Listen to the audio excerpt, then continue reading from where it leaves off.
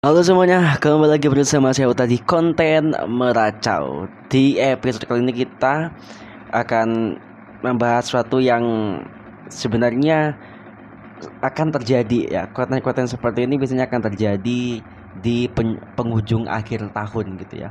Dan yang akan aku buat pada malam hari ini adalah ya kita akan sedikit meracau aja gitu ya.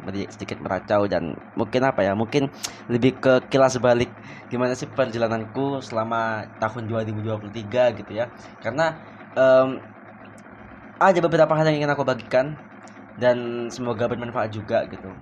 Karena jujur di tahun 2023 ini em, berkesan lah bagi aku tuh berkesan banget gitu. Karena di tahun ini tuh aku tuh benar-benar dikasih paham gitu ya bahwa kerja keras tuh ada dan ya membuahkan hasil seperti itu. Jadi mungkin tema besarnya untuk tahun ini bagi aku adalah kerja keras. Karena memang seperti itu. Oke. Jadi mungkin kilas saja mungkin di awal tahun ya, di awal tahun aku mendapatkan sebuah pekerjaan freelance gitu atau part time gitu. Eh di mana aku menjadi seorang atau ya menjadi seorang anggota Pantarlih gitu. Kalau misalnya teman-teman nggak tahu, Pantarlih itu adalah panitia pemutakhiran data pemilih gitu. Jadi Pantarlih itu sebenarnya ada di setiap desa untuk berkunjung atau mendata nama warga gitu untuk kemudian dicocokkan dengan data dari KPU gitu. Jadi aku tuh datang ke rumah-rumah gitu ya, ketemu sama orang-orang gitu untuk kemudian divalidasi nih datanya apakah benar, apakah sudah sesuai dengan data yang KPU punya gitu ya, atau apakah kemudian ada daftar pemilih tambahan gitu ya, nama-nama baru yang mungkin sebelumnya belum terdaftar di KPU gitu kan. Jadi aku bertugas di situ untuk menambahkan bahkan untuk memvalidasi data apakah benar atau enggak, termasuk pemilih yang meninggal dunia atau pemilih yang tinggal di luar kota atau sudah pindah KTP seperti itu. Jadi tugasnya Pantali itu adalah pemutakhiran data, dimutakhirkan datanya apakah valid apa enggak. Jadi bagian dari KPU ya, bagian dari KPU.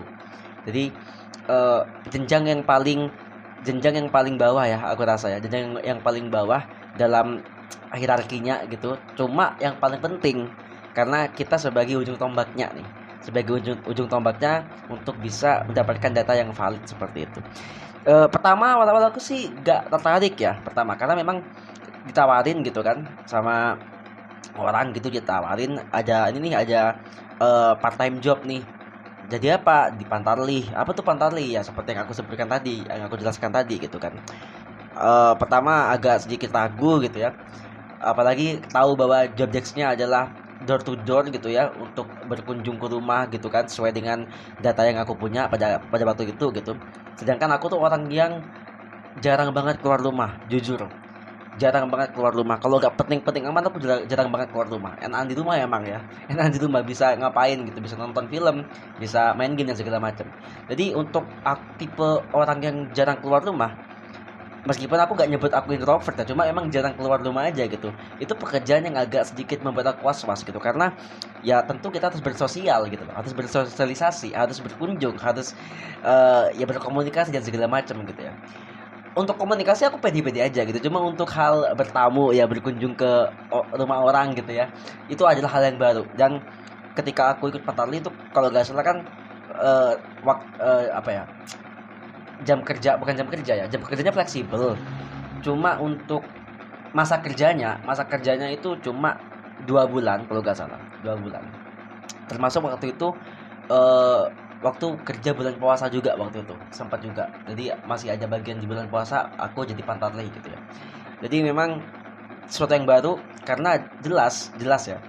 Jadi ketika aku berkunjung ke rumah-rumah tuh, padahal tetangga sendiri, padahal tetangganya sekitar rumah gitu lah ya, sekitar rumahku gitu. Pada akhirnya juga ini menumbuhkan apa ya, kedekatan lagi gitu, sama tetangga-tetangga yang sebelumnya cuma say hi gitu kan, atau sebelumnya cuma iya tahu nih ada si ini tapi gak pernah berkunjung ke rumahnya nih. Pada akhirnya dengan adanya Pantarli, dengan tugas seperti itu, akhirnya bisa berkunjung lagi ke tetangga gitu, ngomong-ngomong lagi, tanya kabar dan segala macam. Ya itu lah mungkin ya sisi sorry, sisi positifnya gitu bagi aku yang benar-benar jarang banget untuk keluar rumah, akhirnya diharuskan, karena itu adalah tugas, diharuskan untuk keluar rumah untuk mendata seperti itu. Dan bukan hanya bukan hanya rumah ke rumah ya, cuma pada akhirnya kita kan juga akhirnya ngerekap dan segala macam, juga kita punya aplikasinya juga untuk bisa mendata gitu ya. Pada akhirnya juga ngerjainnya di kelurahan masing-masing ngerjainnya. Jadi sampai malam gitu kan. Jadi kayak bagi aku juga nih, bagi aku orang yang nggak suka organisasi ya, mungkin teman-teman yang masuk organisasi tahu tuh cara kerja organisasi gimana gitu kan, kerjanya juga sampai malam dan segala macam kalau ada event gitu kan. Jadi bagi aku yang nggak pernah ikut organisasi itu akhirnya pengalaman baru juga nih waktu ikut Pantarli gitu. Akhirnya udah ikut ngumpul gitu kan, nongkrong gitu sama teman-teman baru, sama kolega-kolega baru gitu ya, membangun jaringan dan segala macam. Itu adalah sesuatu yang baru yang sangat berharga bagi aku di awal tahun tuh, di awal tahun luar biasa sih, luar biasa. Meskipun kerjanya ya itu tadi ya fleksibel, sedangkan aku kan juga punya kerjaan yang full time gitu kan, dari pagi sampai sore, baru jadi sore sampai malam baru kita berkunjung rumah ke rumah, data, ketuk pintu dari satu pintu ke pintu yang lain gitu kan, untuk ngedata dan segala macam, untuk work hard bro, kerja keras di awal tahun. Aku dia kasih kesempatan ya sama Tuhan gitu kan untuk kerja keras gitu loh, dan alhamdulillahnya ya hasilnya memuaskan. Jadi luar biasa nih untuk awal tahun di 2023, bagi aku sih berkesan banget ya. Berkesan banget. Kemudian apa lagi ya, goal di 2023 untuk menjadi manusia yang lebih baik. Ya pastilah setiap orang ingin menjadi manusia yang lebih baik, menjadi manusia yang jauh lebih apa yang sebelumnya dilakukan, seperti itu. Aku juga gitu kok. Di tahun 2023 aku agak sedikit dilema ada gitu untuk soal pekerjaan, dilema gitu, apakah stay atau out kayak gitu ada. Sempet juga hunting loker juga di tahun ini tuh, aku banyak apply loker kemana-mana anjing, banyak loker, interview juga kemana-mana juga, kemana-mana interview udah aku jalan, cuma memang mungkin belum rezekinya untuk dapat tempat kerja yang baru. Pada akhirnya aku masih stay di pekerjaan yang lama sambil terus mencari, dan sambil terus mendapatkan sampingan-sampingan yang lain gitu ya. Kemudian di akhir tahun, di bulan Oktober, akhirnya aku juga dikasih satu pekerjaan lagi. Jadi dikasih rezeki lagi nih, bahwa aku keterima menjadi seorang educational agent atau konsultan pendidikan di salah satu brand bimbel ternama di Indonesia. Jadi itu cuma kontrak ya, karena freelance juga, part time juga gitu ya. Dimana aku sebagai konsultan pendidikan tuh berkunjung ke sekolah-sekolah gitu ya untuk bersosialisasi. Kemudian tentunya ya as a sales, menjual produk seperti itu. Tapi yang aku notice adalah bukan untuk menjual produknya, tetapi bagaimana aku pada akhirnya sedikitnya apa ya, mungkin sedikit nostalgia gitu ya, karena jujur aku tuh dulu tuh cita-citanya kepingin jadi guru, jujur. Karena bagi aku jadi guru tuh enak lah ya, ketemu sama murid-murid gitu kan, mengajarkan kepada mereka sesuatu yang baru, mengajarkan kepada mereka wawasan-wawasan yang baru seperti itu. Nah, di pekerjaanku yang ini, yang part time yang kedua ini, aku diberi kesempatan untuk gitu. Meskipun tidak mengajar, tapi seenggaknya dengan bersosialisasi, dengan memberi tahu tentang pentingnya pendidikan, memberi tahu ke murid-murid tentang pentingnya nilai rapor, pentingnya belajar dan segala macam. Seenggaknya bagi aku tuh memunculkan sebuah kebahagiaan gitu ya, bahwa aku bisa di sekolah-sekolah gitu ya, di hadapan murid-murid untuk memberikan ilmu dan wawasan. Jadi ketika aku diterima di pekerjaan itu, aku cukup senang.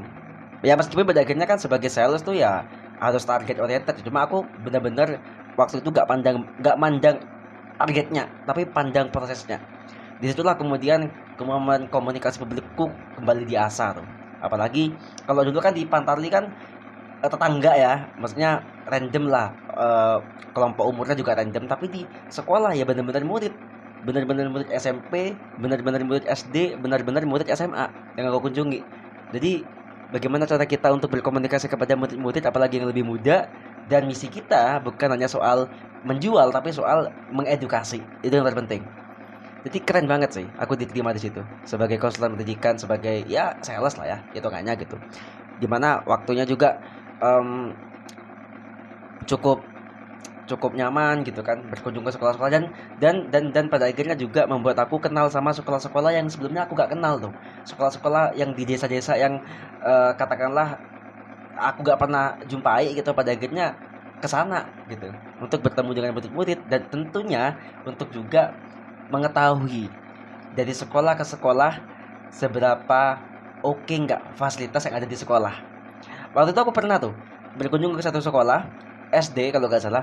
Itu ya untuk pertama kalinya, aku nggak tahu apakah semua sekolah sudah melakukan hal ini, tapi untuk pertama kalinya aku kelihatan atau melihat, ngerti gak sih itu apa namanya, eh, jalan untuk orang yang tunanetra. Jadi kan kayak kalau di terminal-terminal gitu ya, atau di stasiun itu kan ada tuh kan garis kuning gitu, yang ada apa namanya, ada kayak garis-garis yang timbul itu ada di sekolah itu. Jadi eh, meskipun mungkin tidak ada murid yang tunanetra, tapi ada fasilitas itu mungkin. Jadi aku pikir itu sesuatu yang luar biasa lah, luar biasa. Kalau aku sempat foto sih, nanti kalau misalnya aku temuin fotonya aku tampilkan tuh sekolahnya. Itu keren banget, membuat aku amazed lah sama sekolah itu. Dan juga selain mengetahui kira-kira pendidikan di Indonesia ini udah sampai mana sih gitu ya, soal infrastruktur, juga mengetahui soal kualitas murid-murid dari sekolah ke sekolah yang lain, yang mana tentu tentu ada sedikit kesenjangan. Mungkin bukan nggak sedikit, lumayan juga, atau mungkin banyak kesenjangan yang terjadi waktu itu. Di sekolah ini mayoritas murid-muridnya oke gitu, katakanlah kayak gitu ya. Di sekolah ini murid-muridnya kurang, seperti itu ada, dan itu fakta. Aku gak mau nutup-tutupin, ada beberapa sekolah yang memang secara SDM-nya, secara murid-muridnya memang, ya mohon maaf, memang di bawah gitu, di bawah rata-rata semua gitu. Cuma kan kita gak boleh nyerah nih, kita gak boleh nyerah. Kita sebagai mungkin orang yang concern terhadap pendidikan, ya bagaimana cara kita untuk bisa membangun SDM itu jauh lebih bagus, membangun kualitas siswa yang jauh lebih bagus lagi daripada sebelumnya. Itu yang terpenting gitu. Jadi aku juga sedikit ya dikasih realitanya tuh, sedikit dikasih realitanya soal ini loh, pendidikan di Indonesia itu seperti ini realitanya, seperti itu, soal infrastruktur, soal kualitas, ya kan, seperti itu. Jadi sesuatu yang baru lagi di akhir tahun dikasih pekerjaan seperti ini, itu adalah sesuatu yang baru lagi bagi aku, dan aku sangat appreciate ya, sangat appreciate terhadap kesempatan yang telah diberikan untukku lah, luar biasa. Jadi kembali, kerja keras ada hasilnya, ya pasti ada hasilnya gitu, pasti ada hasilnya.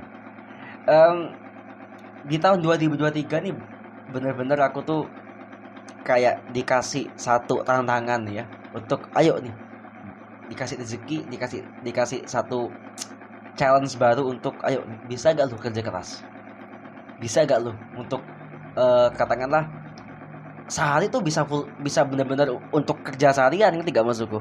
Kayak di konsultan pendidikan ini aja aku juga sama tuh. Jadi katakanlah pagi di kantor mereka, kemudian sore sampai malam di kantorku yang lain, di yang full time gitu. Jadi pernah benar-benar sehari tuh full time kerja terus, kerja terus, kerja keras, work hard.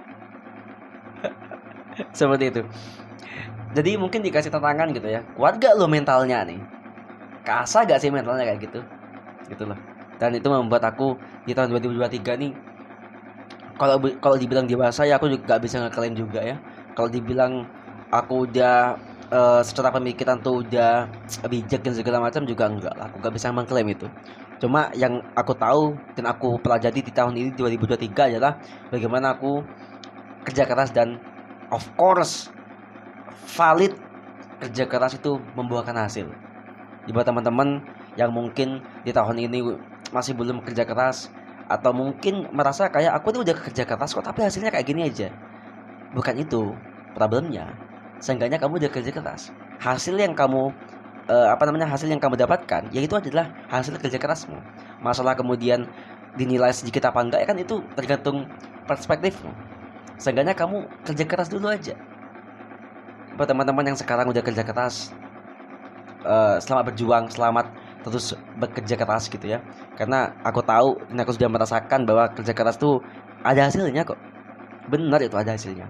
Kalau kita benar-benar niat, kalau kita benar-benar melakukan apa yang sesuai dengan apa yang kita jalani gitu ya, di pekerjaan itu gitu. Insya Allah ada hasilnya, pasti ada hasilnya.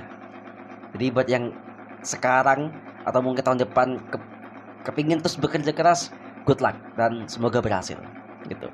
Kemudian apa lagi ya, tahun ini juga oh ya, tahun ini juga membuat aku belajar soal pentingnya hati-hati mengambil keputusan. Oke. Tahun ini itu aku berlangganan satu platform gitu ya. Berlangganan satu platform yang tentunya berlangganan satu platform gitu. Itu lama gitu ya. Dengan tagihan per bulannya lumayan menguras dompet gitu ya. Awal-awal aku kenapa ngambil itu karena ya udahlah ya, aku waktu itu ada uang gitu kan, akhirnya aku langganan lah seperti itu. Tapi lama kelamaan kok nguras juga nih gitu, ngerti gak maksudku? Kok menipis juga gitu kan. Sedangkan pemasukan kok udah juga seret nih kayak gitu ya. Dan pada akhirnya aku memutuskan untuk udahlah gak usah berlangganan anjing gitu ya. Itu juga membuat aku tuh belajar gitu ya, bahwa sebenarnya untuk mengambil keputusan itu gak bisa spontan tuh, gak akan bisa untuk mengambil sebuah keputusan, apalagi ini keputusan yang mungkin planningnya adalah untuk jangka yang lama, tentu membutuhkan perhitungan yang meskipun gak akurat, sehingga yang matang lah perhitungannya. Dan aku dengan bodohnya waktu itu tidak memikirkan hal itu, asal karena punya uang ya udahlah ya, dengan harapan bahwa rezeki jatuh dari langit gitu ya, tiba-tiba boom gitu. Pada akhirnya sampai sekarang, maksudnya apa ya, pada akhirnya membuat aku berpikir bahwa keputusanku yang waktu itu gak bijak banget gitu. Jadi buat kalian yang mungkin gampang banget ngambil keputusan tanpa dipikir dulu, mending tahan dulu aja, pikirkan dulu mateng-mateng, baru ketika udah matang banget nih, udah tahu konsekuensinya segala macam, baru kamu ambil keputusannya. Jangan gegabah deh, jadi orang tuh jangan gegabah, harus benar-benar hati-hati gitu. Jadi mungkin itu aja sedikit pengalaman dan sedikit apa yang aku pelajari di tahun ini. Gak buruk-buruk amat, gak bagus-bagus amat juga, tapi seenggaknya aku mendapatkan esensi dan mendapatkan satu tema yang bagus untuk diriku sendiri di tahun ini adalah kerja keras gitu. Kerja keras membuahkan hasil tuh benar-benar gitu ya. Kemudian apa sih harapan di tahun depan? Apa ya? Sepertinya template sih ya. Ya, kepingin lebih baik lagi, kepingin lebih, katakanlah lebih wise gitu kan, kepingin lebih work hard lagi, of course, pasti kepingin lebih kerja keras gitu kan.